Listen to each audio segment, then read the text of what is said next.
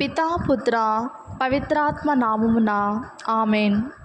ప్రియ దేవుని బిడ్డలారా, మీ అందరికీ శుభోదయం మరియు ఈనాటి జ్ఞానవానికి స్వాగతం. ఈనాడు మనం ధ్యానించబోయే అంశం జపమాల ప్రార్థన ప్రాముఖ్యత.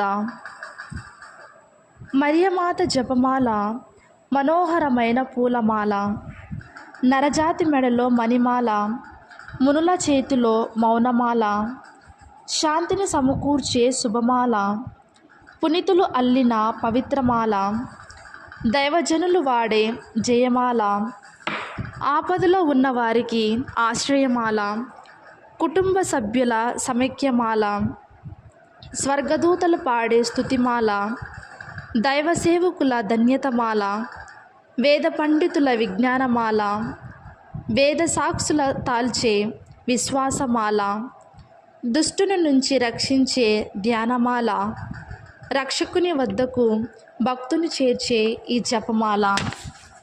మరియమాత పట్ల మమత అభిమానాలతోనూ, యేసుప్రభుని పట్ల భక్తి విశ్వాసాలతోనూ, పుణ్య జీవితం కోసం, ప్రపంచ శాంతి కోసం, పాపాత్మల హృదయ పరివర్తన కోసం, ఆధ్యాత్మిక బలం కోసం, సర్వ ప్రజల సంరక్షణ కోసం సర్వదా సంభక్తితో నిర్వహించే ధ్యాన ప్రార్థనే జపమాల.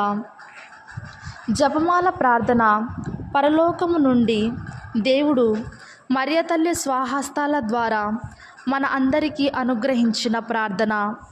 పరలోక జపం, త్రికాల జపం, జపమాల రహస్యాలు క్రీస్తు జీవితంపై, మరియ తల్లి జీవితంపై ధ్యానించేవి.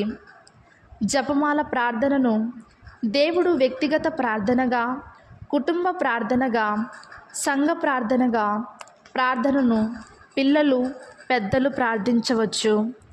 పవిత్రాత్మ ప్రతి ఒక్కరిలో వ్యక్తిగతంగా మాట్లాడుతూ క్రీస్తు జీవిత పరమ రహస్యాలను విషాదపరుస్తుంది.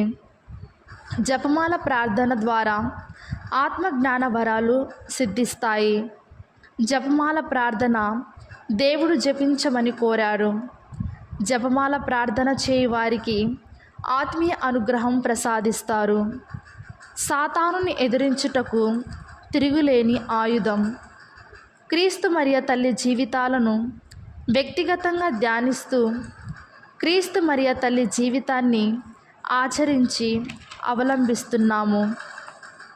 దేవుని ఒప్పందాన్ని దివ్య సప్రసాదం ద్వారా జీవవృక్షమైన మరియ తల్లి గర్భఫలాన్ని స్వీకరించుటకు ఒక గొప్ప మార్గం. జపమాల ప్రార్థన హృదయాన్ని మార్చే ప్రార్థన. హృదయ శుద్ధి గల వారు ధన్యులు, వారు దేవుని దర్శిస్తారు. పునీత మత్తయి గారు రాసిన సువార్త 5వ అధ్యాయము 8వ వచనము. హృదయ శుద్ధి గల వారు దేవుని దర్శిస్తారు అనే వాక్యం పలుకుతుంది. జపమాల ప్రార్థన మనసుతో ధ్యానం చేయడం వలన మనసులో ఉన్నటువంటి పాపపు ఆశలు బయటికి వెళ్ళిపోయి హృదయం పరిశుద్ధంగా మారుతుంది. జపమాల ప్రార్థన హృదయాలను, జీవితాలను మారుస్తుంది. జీవితంలో ప్రతి సమస్యను క్రీస్తు శిలువ బాధలతో మిళితం చేయాలి. మరియ తల్లి ప్రతి పనిని, సమస్యని దేవునికి సంపూర్ణంగా సమర్పిస్తారు. ఆమె బిడ్డలమైన మనం కూడా ఇదే బాటలో నడవాలి. ఇందుకు జపమాల ప్రార్థనను ఎంతగానో ఉపకరిస్తుంది. మరణం తర్వాత దేవుని సన్నిధిలో నిలుస్తుంది. ప్రభు తీర్పుకు, న్యాయానికి గురి కావాలి. ఈ జపమాల ప్రార్థన ద్వారా సాధ్యపడుతుంది. జపమాల మేలులు.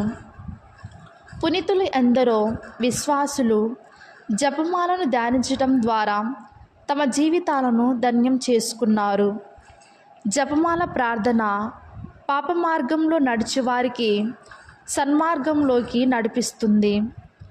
సకల విపత్తులలోనూ, పిచాచి తంత్రములలోనూ, మరణ అవస్థలలోనూ మనలను కాపాడుతుంది. ఇహలోక సమాధానమును, పరలోక ఆనందమును కుమారుని ద్వారా అనుగ్రహిస్తుంది. జపమాల ప్రార్థన శక్తివంతమైన ప్రార్థన. మనము జపమాల ప్రార్థనలో పాల్గొన్నప్పుడు మనతో పాటు మరియ తల్లి కూడా కూర్చుంటారు, మన కోసం ప్రార్థిస్తారు. జపమాలను పట్టుకున్నప్పుడు సాక్షాత్తు మరియ తల్లి చేతిని నేను పట్టుకున్నాను అనే భావన మనకు కలగాలి. జపమాల మనకు విజయాలను అందించే జయమాల, దీవెనలు సమకూర్చే దీవెనమాల, సాక్షాత్తు క్రీస్తు ప్రభుని సందేశ శుభమాల జపమాల. కావున ప్రియమిత్రులారా, భక్తి విశ్వాసాలతో ఈ జపమాల మాసాన్ని కొనియాడుదాం, అందరి కొరకు ప్రార్థించుదాం.